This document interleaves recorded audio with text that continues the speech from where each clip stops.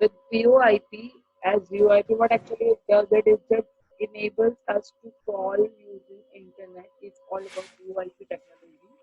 So VoIP technology requires some of the softwares like SIP, H.323, RTP, RTCP, SRTP, and SGP. So among these protocols, these are the essential protocols that are actually required for VoIP, among which SIP and H.323 are the most important protocols which everybody is using because it is used for initiation of the call, for maintaining your call, and for disconnecting or terminating your call. So all the three processes are being looked forward by your H.323 and SIP. And what are these useful for? So these are just helping protocols which actually help them to transfer the data securely and safely from one place to another. So if we talk about RTP, it is like whenever we talk in the real world, that means like if live conferencing or live audio video data is being transferred from one place to another, they look that they look for it that the data should be transferred to the end destination as the TCP works. Similar way, this also works. Other than this, we have RTCP, which actually is just enhanced version of it, but it involves status information also. Like they just see whether data has been transferred properly or not, but it actually looks for the status information also. That means whether the data has reached there, data has lost there, data is not initiated from their place.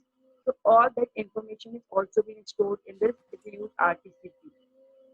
Its advanced version is like secure version of it because before the uh, RTCP was not that much secure, and now as the internet usage is increasing, the security has become the main purpose for it, main reason for everything to get worried about.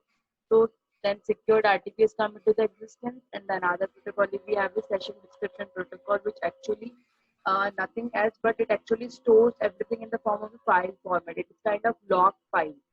So this protocol particularly generates a log file which is helpful for us to describe all the things which is being done while calling, like what the communication, when the communication was started, when it was terminated, how long it went, which protocol have you used, which internet service provider are you using, how many people were there in the uh, while conversation. So all that details are being put into a file format which is being done by session description protocol. So these are some of the protocols which are being used along with UIP. So we will be discussing about now H.32x, which was being used a lot during the VoIP calls. Nowadays, it is slowly getting replaced by SIP, but still H.32x was being highly used by all of the for any website they are going to equip with VoIP technology inside it, then they are definitely preferring H.32x or SIP.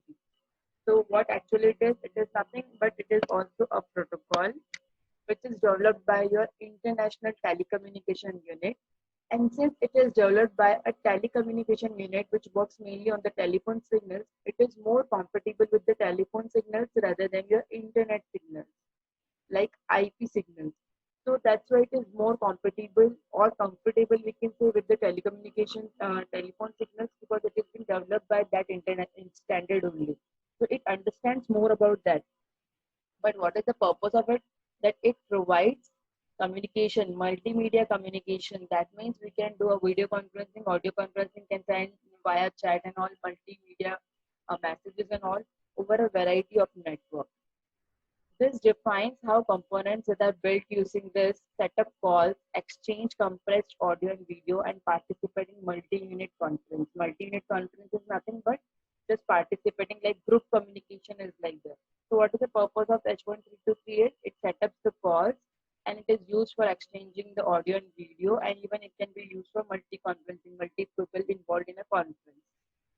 So it provides some of the service like audio only. That means you can only make a voice call. You can make voice and audio call as we are doing now. You can make a voice and you can send the data along with it. All three can also be done using this, and it can also be applied to the multi-point multimedia communication. That means so many people together can communicate from different points using H.323. Now, even when we talk about SIP, this is similar to H.323, but there are some minor differences between them. So before going over the minor differences, we'll just see what actually SIP is. first difference we have for the SIP is that it is invented or developed by Internet Engineering Task Force. Now, see, this is developed by such a standard which is already dealing with the internet. So, this SIP is much more compatible with internet facilities or internet protocols because it is developed by such a standard which is more familiar with internet as compared to H.323. It is also used for audio, video conferencing and audio conferencing. Now, SIP stands for your Session Initiation Protocol, which is an IP telephony signal protocol used to establish, modify, and terminate your voice calls. So, what is the function of SIP? It is also the same as H.323 was there, that it also establishes and modifies and terminates the call. It works with both IPv4 and IPv6. IPv4 and IPv6 is nothing else but advanced version of your internet protocol. Since it is developed by internet standards only, so it is using even advanced version of IP and is more compatible with internet. It can establish, modify, and terminate multimedia sessions such as voice calls. You can also invite participants to already existing sessions such as multicast conference, as we have in that. Here also we have like multiple people can communicate together in a conference. Then media can be added or removed by any existing sessions that are part of your chat only, that if you're transferring some video message, you can easily even remove it from there. It supports, now see, living this line because it is quite high version for you. So it has taken the VoIP world by storm and resembles the HTTP protocol, is expect and very open to flexibility. When we talk about HTTP protocol, it actually communicates between www, and usually text-based communication is there. But VoIP it works similar as HTTP because it is also used for the communication, but it is used for your video and audio conferencing, and video and audio kind of messages being transferred using VoIP. Now, what is the difference that SIP is now taking place over H.323? Even though many companies are using H.323 only, but the difference is that since that was developed by a telephone company, International Telecommunication Union, that is more friendly with the telephone line internet connection. Whereas it is developed by Internet Engineering Task Force, so it is more compatible with all the internet kind of things like Wi-Fi, hotspots everywhere. It is more comfortable and compatible to work with. Its structure is quite simple as compared to, if you compare it to H.323, its structure is quite complex. Now, whenever the data has been sent into the transmission medium, we know that it is sent into the form of digital waves or digital signals are being forwarded into the internet. So if we talk about SIP, they forward it into the form of ASCII characters. The digital characters are your ASCII characters, and that way it is much more secure. But if we talk about H.323, in that the data are being sent into the form of digital. That means in form of binary bits, 0 and 1. So in a way that are not much more secure than as compared to your SIP. So these are the few reasons in why SIP is leading nowadays, and people are just shifting towards SIP rather than your H.323. Now, how it works, we've already discussed it. We'll just read it once, that when we make a phone call, our voice signals are converted to digital packets. Those packets travel via the internet until they reach the final destination, and at last the packet converts back to the voice signal. Now, this is the easier way to explain it.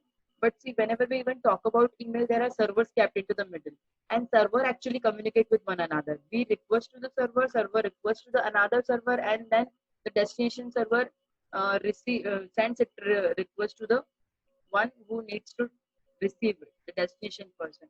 So anyway, everywhere the servers are there in the middle. So similarly, when we talk through voice calls, we have internet service providers. So that service providers are like our local exchange carrier. That means they are kept in place of server. So whenever like we'll be calling from here, my call will first go to my internet service provider. That internet service provider will look for that to where the call is destined for. So that call will be now passed to the another service provider, and then service provider will pass it to the destination one. That's why it is written over here that the originated call travels via the internet to your provider server, the one who's providing you that service. Then switch our voice provider receives the call, and then it bypasses it to a terminator. That means the another service provider. Suppose if I have Airtel as my service provider, you have Vodafone as your service provider. So it will just transfer my call to your Vodafone service provider, and then they will see that to whom it belongs to, and then it will send to the destination. So in this way, delivered to our desired number. So in this way, all this process happens, but it happens in a twinkle of eye time speed. That means at very few or minor fractions of seconds, or not even seconds, milliseconds, that we do not even realize. So this is how your voice works. You can see that it will be sent to first modem, which is your service provider also in a kind of, and also responsible for converting your digital to analog, analog to digital. Then it will be, the data will be carried by voice carrier through internet, and then it will receive to the receiver at the other end. Examples of VoIP, there are many examples like WhatsApp, Facebook Messenger, Google Hangouts, Skype, Zoom, WebEx. So all of the websites or the software which allows you to communicate via call or via video conferencing, every one of them are using this H.3.3, H.323 or your SIP, whatever they are preferring for them. Any doubts? Anyone? H.323 and SIP?